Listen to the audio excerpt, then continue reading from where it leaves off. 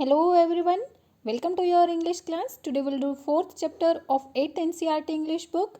The name of the chapter is The Treasure Within. Treasure means खजाना. Within means internal खजाने के बारे में बात करेंगे. Every child is potential achiever. हर एक बच्चा जो है पोटेंशियल अचीवर होता है. हर एक बच्चा दूसरे से अलग होता है. मीन्स हर एक की क्वालिटीज़ अलग होती हैं. सपोज कोई बच्चा एकेडमिक्स में अच्छा है, कोई बच्चा स्पोर्ट्स में अच्छा है, कोई म्यूज़िक में अच्छा है, तो कोई डांस में अच्छा है. कोई ज़रूरी नहीं है कि एक बच्चा अगर एकेडमिक्स में कमज़ोर है तो वो एक सक्सेसफुल पर्सन नहीं बन सकता है. उसके अंदर दूसरी चीज़ों का पोटेंशियल हो सकता है कि वो एक बहुत अच्छा डांसर हो और डांस के फील्ड में वो एक बहुत सक्सेसफुल पर्सन बन जाए. इस चैप्टर में भी हम एक ऐसे ही सक्सेसफुल पर्सन की स्टोरी को डिस्कस करने वाले हैं जो एकेडमिक्स में अपने बचपन में अच्छे नहीं थे, बट बड़े होकर वो एक बहुत बड़े आर्किटेक्ट बने. हमारी कंट्री के एक बहुत ही फेमस आर्किटेक्ट हैं जिनका नेम है हफीज़. तो इस चैप्टर में हम हफीज़ कॉन्ट्रैक्टर और स्पर्श की एडिटर बेला राजा के एक इंटरव्यू को रीड करने वाले हैं. Let's start. हफीज़ कॉन्ट्रैक्टर जो है एक अनहैप्पी स्कूल बॉय था. उसको जो है पढ़ाई के अलावा और सब कुछ करना पसंद था. मशीनों के साथ खेलना पसंद था, मशीनों के साथ दूसरी चीज़ें करना पसंद था, लेकिन मशीनों की पढ़ाई करना पसंद नहीं था. मीन्स पढ़ाई उसको बिल्कुल अच्छी नहीं लगती थी. बट एक बार उसके प्रिंसिपल ने उसको कुछ ऐसे वर्ड्स बोले जिसका उनके ऊपर बहुत ही अच्छा असर हुआ. उन वर्ड्स प्रिंसिपल के वर्ड्स ने उनको बहुत ज़्यादा इन्फ्लुएंस किया और उनकी लाइफ में कोई चेंजेस आए. तो चलिए इंटरव्यू को स्टार्ट करते हैं बेटा.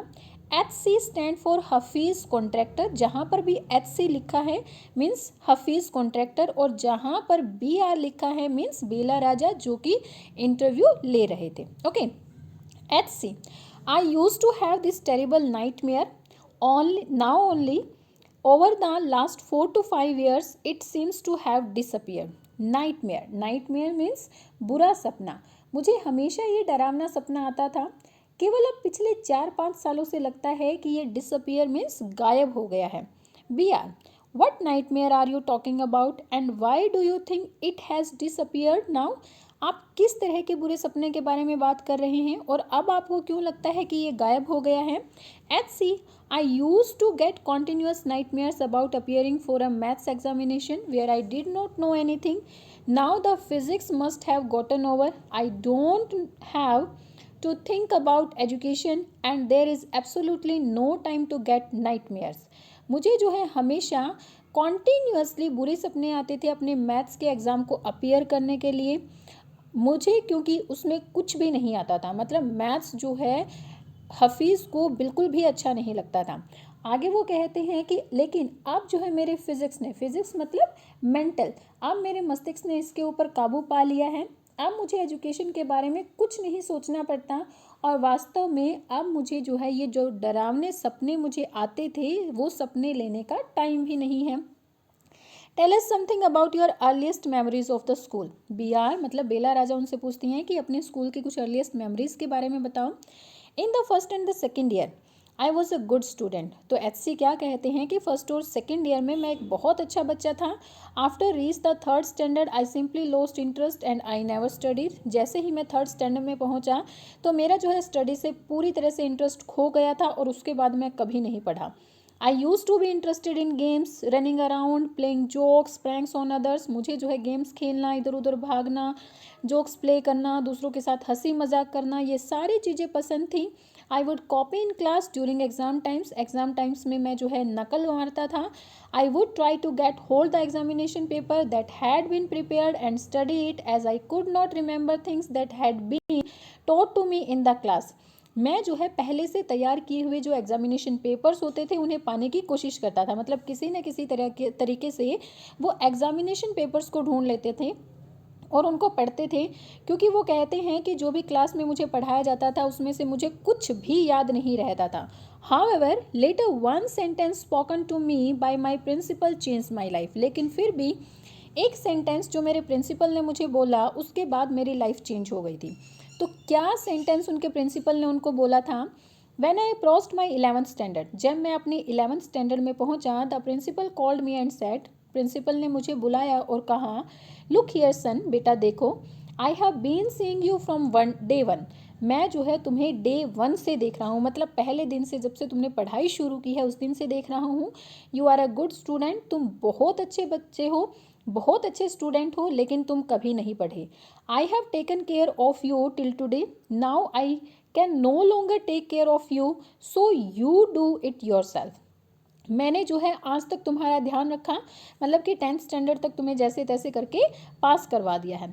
नाउ अब मैं जो है मैं तुम्हारा ध्यान और ज़्यादा नहीं रख सकता हूँ, तुम्हें अब ये अपने आप ही करना होगा। He talk to me for 5 minutes, उसने मुझसे 5 मिनट के लिए बातें की।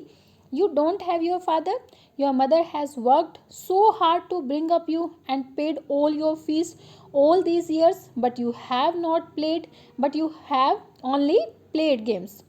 उन्होंने मुझसे 5 मिनट तक बातें की और कहा कि तुम्हारे पिता नहीं हैं, तुम्हारी माँ जो है तुम्हें पालने के लिए और तुम्हारी फीस पे करने के लिए बहुत ज़्यादा वर्क हार्ड करती है, बट तुम कभी नहीं पढ़े, सिर्फ और सिर्फ खेले हो। Now you should rise to occasion and study. लेकिन अब वो ओकेजन, अब वो टाइम आ गया है कि तुम्हें जो है अब इन चीज़ों से ऊपर उठना होगा और पढ़ना होगा। I used to be a very good sportsman, मैं एक बहुत अच्छा स्पोर्ट्समैन हुआ करता था। I had been senior champion for so many years and I also was the cricket captain, मैं जो है बहुत सालों तक एक सीनियर चैम्पियन रहा और मैं क्रिकेट की टीम का कैप्टन भी था। I used to play every game, but that year I did not step out onto the field. लेकिन मैं जो है हर एक गेम खेलता था, मतलब ऐसा कोई गेम नहीं था जो HC नहीं खेलते थे, लेकिन उस ईयर उन्होंने जो है खेल के मैदान में एक भी कदम नहीं रखा। प्रिंसिपल की बातों का इतना ज़्यादा इन्फ्लुएंस उनके ऊपर हुआ। I would go for prayers and all I would do was eat and study. मैं प्रेयर्स के लिए जाता था और जो मैं करता था वो क्या था, खाना खाता और पढ़ता था। I normally used to copy and pass, but I realized once I was in SSC, means senior secondary class 12th class, I could not do that. मैं जो है हमेशा कॉपी करता और पास हो जाता था, लेकिन मैंने रियलाइज़ किया कि जब मैं 12th क्लास में सीनियर सेकेंडरी क्लास में हो जाऊंगा तो मैं ऐसा नहीं कर सकता हूँ। When I got a second class 50% in my SSC, my principal said, son, consider yourself as having got a distinction. This is my memory of my school days. जब मुझे जो है अपनी SSC यानी 12th क्लास में 50% second position मिली, मेरे principal ने मुझे कहा कि सन, तुम्हारे अंदर एक अलग ही क्वालिटी है और अपने आप में वो क्वालिटी ढूंढो। और यही मेरी जो है स्कूल की मेमोरीज थी। मीन्स वो एक बहुत अच्छे स्टूडेंट्स नहीं हुआ करते थे, वो पढ़ाई नहीं करते थे, हाँ गेम्स में वो बहुत अच्छे थे, हमेशा हर एक गेम को खेला करते थे, वो सीनियर चैम्पियन भी रहे थे और स्कूल की क्रिकेट टीम के कैप्टन भी थे। ओके, बट उन्होंने 12th क्लास में स्टडी की और 50% मार्क्स भी लिए। I did lots of other things. See, as far as my things are concerned, I can't remember. मैं जो है बहुत सारी चीज़ें करता था, लेकिन देखो अगर आप मेरी बात चीज़ों के बारे में, जो भी मैं काम करता था उसके बारे में बात करेंगे तो मैं उसको याद नहीं रख सकता हूँ। I forget things very easily. मैं जो है चीज़ों को बहुत जल्दी से भूल जाता हूँ। To remember, I have to see things as a photograph. और चीज़ों को याद करने के लिए मुझे जो है उन्हें एक फ़ोटोग्राफ की तरह देखना पड़ता है। I read a book and I can remember the matter as a photograph but not through my mind. मैं जो है एक बुक पढ़ता हूँ और मैं उस बुक को, उन मैटर्स को, बुक में लिखे हुए मैटर्स को एक फ़ोटोग्राफ की तरह याद करता हूँ, लेकिन मैं अपनी माइंड में उसको याद नहीं कर सकता। मतलब जो चीज़ें मैं पढ़ता हूँ वो मैं याद नहीं कर सकता हूँ, बट जिन चीज़ों को मैंने पढ़ा है और उनको अगर फोटोग्राफ के रूप में मैंने याद कर लिया तो वो मुझे याद रहती है। This is how it works, और ये इसी तरह से काम करता है। B R When you were in school and you were doing badly, did the teachers pull up you and how did you feel? जब आप स्कूल में थे और आप अच्छे से काम नहीं करते थे तो क्या टीचर्स जो है आपको पनिश करते थे, और जब पनिश करते थे तो आपको कैसा लगता था? I never felt anything on being pulled up. I used to be so interested in playing. I would receive a caning every week. मुझे जो है, मैंने डांट लगाए जाने पर कभी बुरा महसूस नहीं किया। मैं खेलने में बहुत ज़्यादा इंटरेस्टेड होता था और मुझे हर वीक डंडे पड़ते थे। कैनिंग मतलब डंडे, stick. When you knew that you had incurred the wrath of your teacher by not doing your homework or by behaving badly, when you knew you would get a caning, what was the state of your mind, जब आपको पता होता था कि आपने कोई भी काम नहीं किया है और काम ना करने की वजह से आपने और बुरे बर्ताव की वजह से आपने जो अपने टीचर्स को नाराज़ कर दिया है, और जब आपको ये पता चलता था कि इसकी वजह से आपको डंडे पड़ने वाले हैं, तो आपके दिमाग में क्या बात आती थी? स्टेट ऑफ माइंड, दिमाग में कोई बात, दिमाग की हालत। Just lift up the hand and they would can you. It would hurt badly and then I would have to forget about it because I would want to go and play. State of mind मतलब दिमाग की हालत, मतलब यहाँ पर B are उनसे पूछना चाहती थी कि आप क्या सोचते थे, क्या आपको डर नहीं लगता था, आपके दिमाग की क्या हालत होती थी? वो कहता है दिमाग की हालत ऐसा कुछ नहीं होता था, सिर्फ अपना हाथ ऊपर उठाओ, डंडे मारो, डंडे खाओ। हाँ, इससे तुम्हें दर्द बहुत ज़्यादा होता था, लेकिन मैं उसको बहुत जल्दी भूल जाता था क्योंकि मुझे सिर्फ और सिर्फ जाना होता था और खेलना होता था। यू नेवर फील्ड इनसिक्योर्ड और थ्रेटन्ड, क्या आपको जो है कभी भी इनसिक्योर्ड यानी कि डरा हुआ महसूस, असुरक्षित और डरा हुआ महसूस आपने कभी नहीं किया? I was just interested in playing and nothing else, मुझे सिर्फ जो है खेलने में इंटरेस्ट था, इसके सिवाय किसी भी चीज़ में इंटरेस्ट नहीं था। I was most interested in funny pranks, मुझे शैतानियाँ करना सबसे अच्छा लगता था। One day I did not want to study so I created a distraction for 1 whole hour we played चोर police.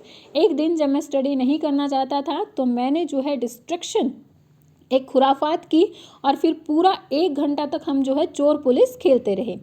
Every Saturday we were allowed to go in to town to see a movie, हर Saturday हमें जो है allow किया जाता था कि हम टाउन में जाकर एक मूवी देख सकते थे। So what I would do was have no lunch and collect money from 50 to 40 students and run and buy the tickets। तो मैं क्या करता था, लंच नहीं करता था, मीन्स लंच टाइम पर वो क्या करते थे, 40 से 50 स्टूडेंट से पैसे कलेक्ट करते थे, भागते थे और टिकट लेने चले जाते थे। On my way back I would eat to my heart's content, और मैं जो है आते टाइम, मीन्स जब वो वापस आते थे तो उस टाइम पर वो जी भर कर खाना खाते थे। I used to be the leader of a gang, मैं जो है एक गैंग का लीडर हुआ करता था। We would have gang fights and plan strategies, हम जो है गैंग फाइट किया करते थे और अपनी अपनी स्ट्रेटजीज मतलब योजनाएं बनाया करते थे। These things used to interest me more than any academics, और इन चीज़ों में मुझे बहुत ज़्यादा मज़ा आता था। मैं जो है इन चीज़ों में बहुत मज़ा लेकर ये काम करता था एकेडमिक्स के कंपैरेटिवली, मतलब मुझे पढ़ाई इतनी अच्छी नहीं लगती थी जितनी ये सारी चीज़ें अच्छी लगती थी। Students used to book my textbook for the following year because they were almost brand new. I probably opened them one day before exams. Students जो हैं पहले ही मेरी बुक्स को जो है अगले साल के लिए बुक कर लेते थे, मतलब उसकी किताबों को अगले साल के बुक कर लेते थे क्योंकि वो बिल्कुल नई होती थी। मैं उन्हें जो है एग्ज़ाम से पहले दिन ही खोलता था, मतलब वो पढ़ते तो थे ही नहीं, एग्ज़ाम से पहले दिन उनको खोलते थे तो बुक्स पूरी तरह एज इट इज़ न्यू रहती थी। तो बच्चे जो नए आने वाले बच्चे होते थे उस क्लास में, वो पहले ही उनकी किताबों को बुक कर लेते थे। How did you get into the field of architecture, आप जो है आर्किटेक्चर के फील्ड में कैसे आए? In the college for architecture, nobody who had got below than 80 to 85% was allowed to enter. अगर हम आर्किटेक्चर के कॉलेज की बात करें तो ऐसा पर्सन जिसको 80 to 85% से नीचे के मार्क्स मिलते हैं वो जो है कॉलेज में एंटर नहीं कर सकते हैं।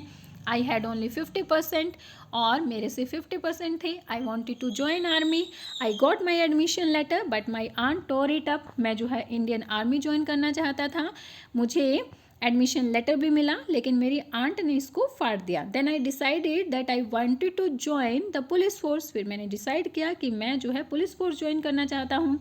माई mother said don't join the police force, just do your graduation. So I went to Jai Hind college in Bombay. मेरी मदर ने कहा कि पुलिस फोर्स ज्वाइन मत करो, सिर्फ अपने ग्रेजुएशंस करो, इसीलिए मैं जो है बॉम्बे में जय हिंद कॉलेज में आ गया। There I was to either take French or German, वहाँ पर मुझे फ्रेंच या जर्मन में से कोई एक लैंग्वेज लेनी थी।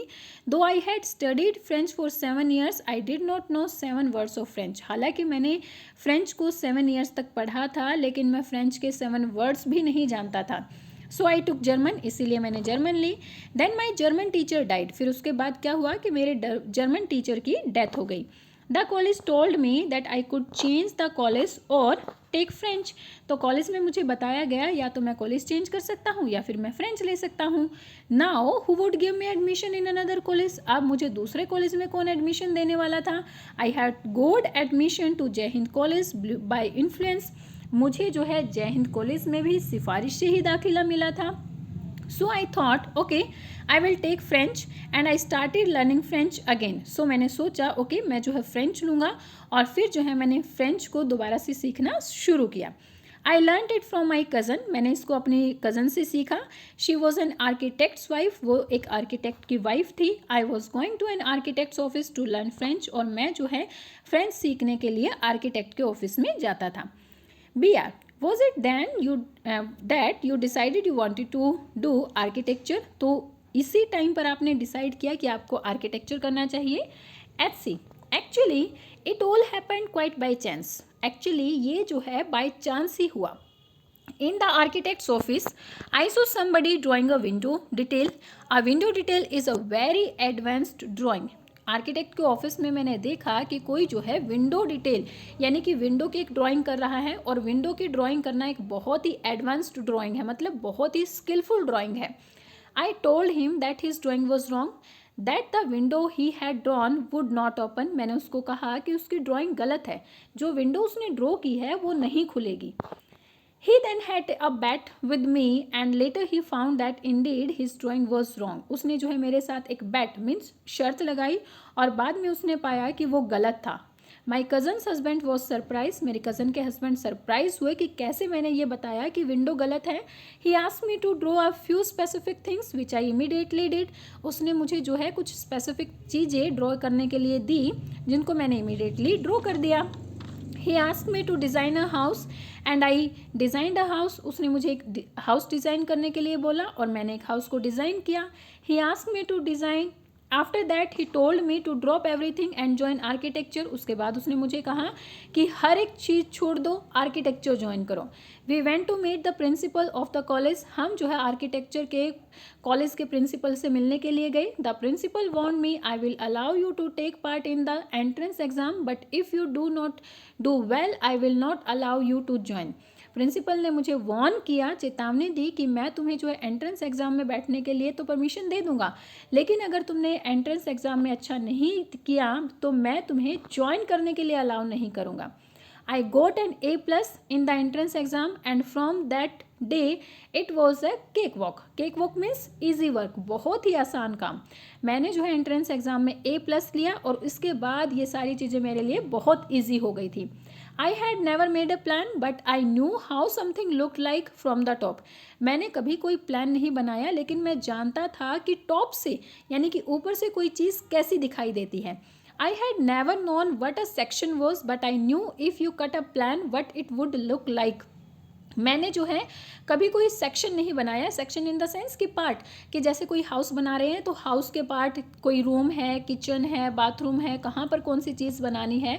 वो कहते हैं कि मैंने कभी कोई सेक्शन नहीं बनाया लेकिन मैं ये जानता था कि अगर कोई प्लान को कट किया जाएगा तो वो कैसा दिखाई देगा. I stood first class first through out after that. उसके बाद हमेशा जो है मैं फर्स्ट क्लास फर्स्ट आया, मतलब हमेशा क्लास में फर्स्ट होता था. I believe that all this understanding came from me what I use to play and do during class school. मुझे यकीन है कि ये सारी अंडरस्टैंडिंग जो ये आर्किटेक्चर, बिल्डिंग्स बनाने की, डिज़ाइन बनाने की जो भी अंडरस्टैंडिंग थी, वो सारी चीज़ें मेरे अंदर जो है मेरे स्कूल टाइम से ही आई, जब वो खेलते थे. किस तरह का खेल वो खेलते थे. I had a friend called Burman Divecha. मेरा एक फ्रेंड था जिसका नेम बर्मन डिवेचा था. We use to have competitions between us for designing forts, guns and ammunitions. हम जो है हमेशा हमारे बीच में, हम दोनों के बीच में, बर्मन डिवेचा और HC के बीच में कॉम्पिटिशन होता रहता था किस चीज़ को, किले, गन और बारूद जो है डिज़ाइन करने के लिए. Each of us would design something in an effort to be different.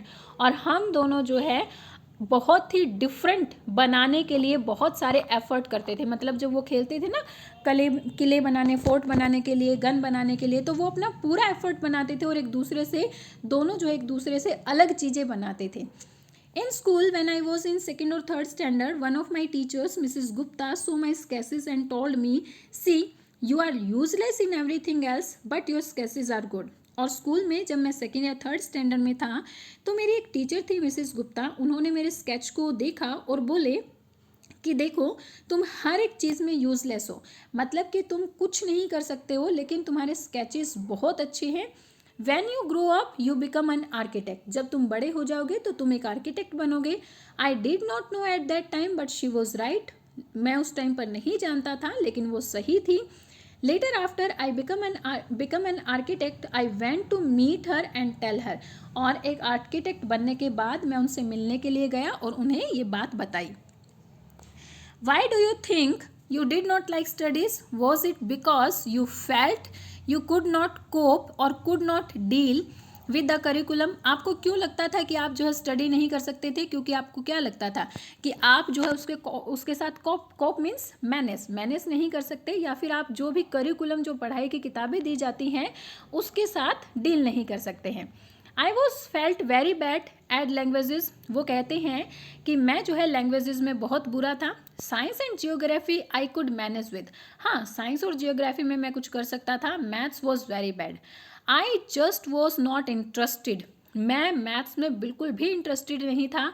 I was studying for the sake of studying, मैं सिर्फ पढ़ने के लिए पढ़ता था। मतलब होता है ना कि हमें अपनी लाइफ में कुछ बनना है, उसके लिए हमें पढ़ना है। वो कहते हैं कि मेरा ऐसा कोई मोटो नहीं था, मैं सिर्फ पढ़ने के लिए पढ़ता था। What they taught me today, I would forget after 2 days. जो भी वो मुझे आज पढ़ाते मैं जो उसको 2 दिन बाद भूल जाता।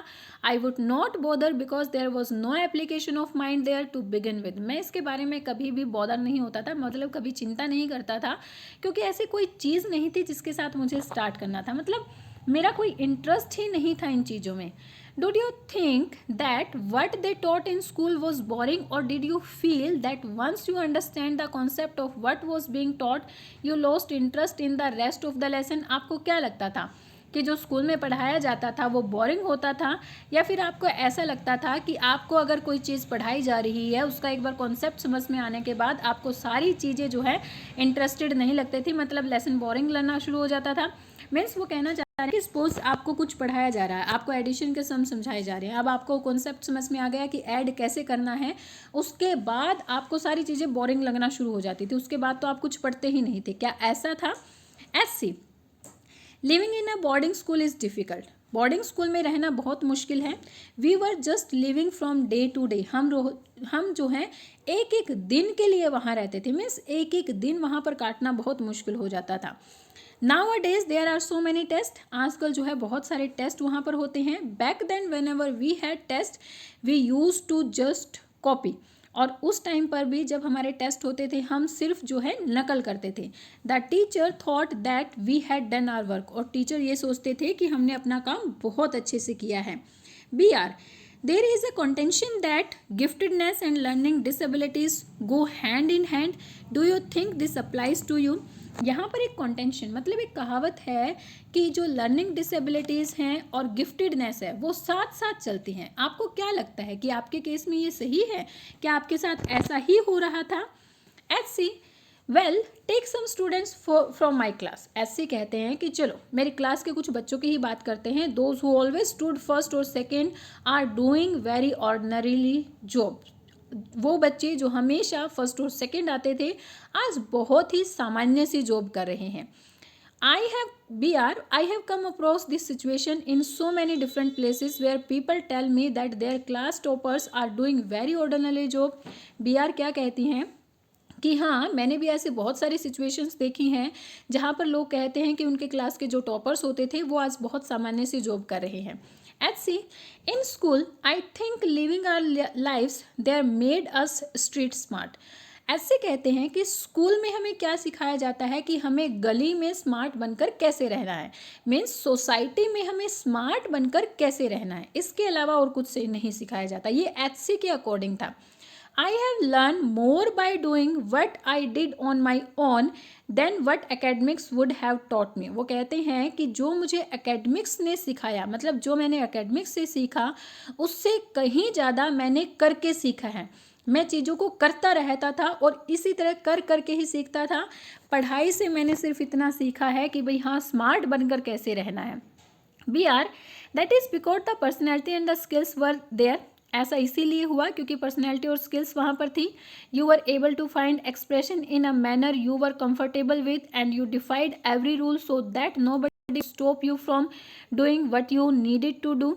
आप जो हैं you were able to find expression in a manner, आप जो है इस तरह से एबल हो गए थे कि आप हर एक चीज़ जो आपको कंफर्टेबल लगती थी वही करते थे, और दूसरी चीज़ें जो आपको ऐसा करने से मना करती थी उन सभी रूल को आप तोड़ देते थे.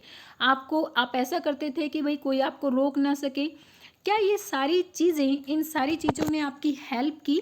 ऐसी I was more interested in other things, मैं दूसरी चीज़ों में बहुत ज़्यादा इंटरेस्टेड होता था. If for example while in class I start raining outside I would think of the flowing water and how to build a dam to block it. Suppose for example आप ले लीजिए, अगर मैं क्लास में बैठा हूँ और बारिश होना शुरू हो गई तो मैं क्या सोचता था कि वाटर कैसे बहता है और एक डैम कैसे बनाया जाए इसको रोकने के लिए. I would be thinking about the flow of the water with in the dam, मैं जो है डैम के अंदर वाटर के फ्लो को सोचता था कि वाटर का फ्लो कैसा होगा, how much of the water the dam would be able to hold, और डैम जो है कितने वाटर को होल्ड करने में एबल होगा. This was my interest for the day. मतलब ये उस दिन के लिए मेरा ये इंटरेस्ट होता था. मतलब यहाँ पर ऐसे क्या कहना चाहते हैं, बारिश हो रही है तो मैं बारिश का पानी कैसे बह रहा है उसको रोकने के लिए डैम कैसे बनाया जाए, डैम कितने पानी को होल्ड करेगा, इन सारी चीज़ों के बारे में सीखता था, देखता था, सोचता था. ओके, उस दिन के लिए मेरा इंटरेस्ट यही होता था. When student lost a button while playing or fighting, they would come running to me and I would cut a button for them from chalk. जब बच्चे जो है लड़ाई करते थे और लड़ाई के टाइम पर उनका एक बटन खो जाता था तो वो दौड़कर मेरे पास आते थे और मैं जो है ब्लेड के साथ चौक को कट करके उनका एक बटन बना देता था. Discipline in the school was very important and no student could afford to have a button missing. School में डिसिप्लिन बहुत ज़्यादा इंपॉर्टेंट था और कोई भी स्टूडेंट जो है बिना बटन के अफोर्ड नहीं कर सकता था. The students would get pass dinner with a full neat uniform and after that it did no matter. अगर बच्चों की यूनिफॉर्म बहुत अच्छी होती थी तो उन्हें डिनर मिलता था, मतलब डिनर करने के लिए उन्हें जो है एक नीट एंड क्लीन यूनिफॉर्म में जाना होता था. उसके बाद इट डजेंट मैटर, उसके बाद मैटर नहीं रखती थी कि उनकी ड्रेस यूनिफॉर्म कैसी है, फटी हुई है, मैली है, बटन टूटे हुए हैं, कोई चीज़ मायने नहीं रखती थी. Coming to the present, how do you decide as to what kind of structure you want to give a client. अगर हम आज के दिन पर आएँ तो आप ये कैसे डिसाइड करते हैं कि किसी क्लाइंट को किस तरह का स्ट्रक्चर बना कर देना है.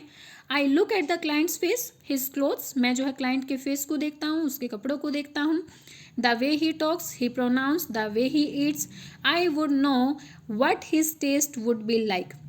जिस तरह से वो बातें करता है, जिस तरह से वो वर्ड्स को प्रोनाउंस करता है, जिस तरह से वो खाता है, इन सब चीज़ों को देखकर, मतलब क्लाइंट का फेस, कपड़े, उसके बातें करने का ढंग, उसके बोलने का ढंग, उसके खाने का ढंग, इन सब चीज़ों को देखकर मैं समझ जाता हूँ कि क्लाइंट का टेस्ट क्या है, मतलब किस तरह का डिज़ाइन वो चाहता है. I can relate to the people in a way that would be comfortable. मैं लोगों को जो है उसी तरीके से रिलेट करता हूँ जिस तरीके से वो कम्फर्टेबल हों. I sketch very spontaneously on a paper on the spot. मैं जो है नेचुरली, स्पॉन्टेनियसली मतलब नेचुरली उसी टाइम पर पेपर के ऊपर जो है स्केच बना देता हूँ. That paper I give to the people in the office, और फिर वो पेपर जो है मैं ऑफिस में लोगों को दे देता हूँ. You do it instinctly. Instinctively means naturally. क्या आप इसको नेचुरली कर देते हैं, मीन्स लोगों को देखकर ही समझ जाते हैं. ऐसी कॉल इट इंस्टिंक्ट, इसको नेचर कहो, कॉल इट अरिथमेटिक, इसको मैथ कहो, वट एवर, मतलब जो आप इसको कहना चाहते हैं आप कह सकते हो. Now it comes to me like mathematics. अब मुझे जो है ये मैथमेटिक्स के समान दिखाई देता है. Putting design, construction, psychology, sociology together and making a sketch from all that is mathematics. प्रारूप बनाना, डिज़ाइन बनाना, निर्माण करना, मनोविज्ञान, समाजशास्त्र, सबको मिलाकर इन सबका स्केच तैयार करना, मुझे ये मैथमेटिक्स के जैसा दिखाई देता है. ओके, सो ये था BR और HC के बीच में interview. Here we almost come to a full circle where Mr. Contractor have derived his own interpretations of mathematics. अब हम यहाँ फिर से वहीं आ गए हैं जहाँ पर मिस्टर कॉन्ट्रैक्टर ने मैथमेटिक्स की अपनी ही परिभाषा ढूंढ निकाली है. क्या परिभाषा ढूंढ निकाली है?